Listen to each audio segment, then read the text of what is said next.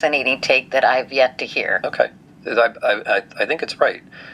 It's not some kind of like man-on-man thing. It's that Trump believes that if you're going to worship, you should worship Trump. And this is the problem. The Pope is not going to do that because the Pope happens to be a human being who believes in God.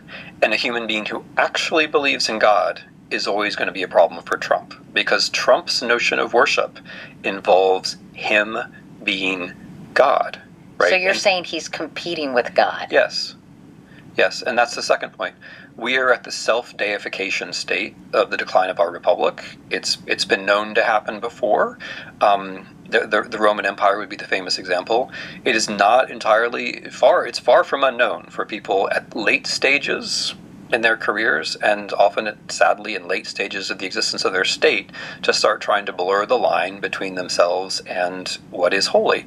And we can make fun of these images, we can laugh at them, we can laugh at Trump's excuses afterwards, but that is what he is doing. He is portraying himself as a god. That is what he's doing. And this is my second take.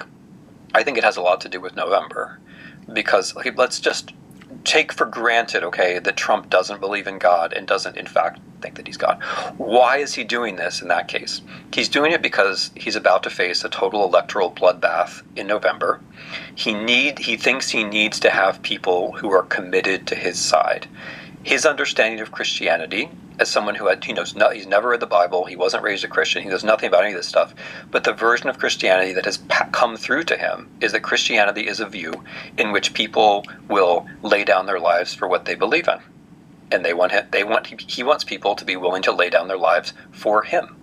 So I think the self-deification thing, he has to show that he's the object of worship, because he's got to get beyond a conventional politics where if he loses the election, his party loses power, or he has to lose power. He has to get himself in some place where he thinks people are going to defend me because of who I am. So I take it very seriously. I don't think it's a joke.